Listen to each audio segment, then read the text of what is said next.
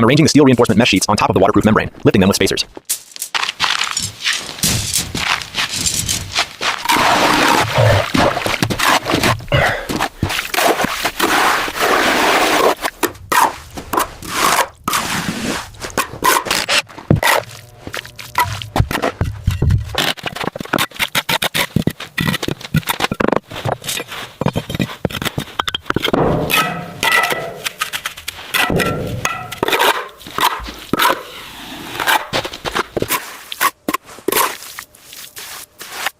Four meters, 2 meters, and the height is 3 meters.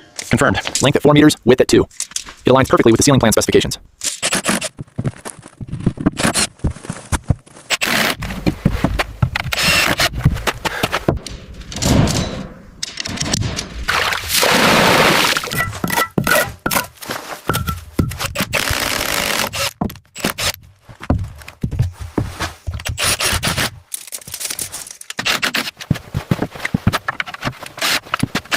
I started manually returning the soil over the plate and around the stump, forming a thin layer that camouflaged the new structure.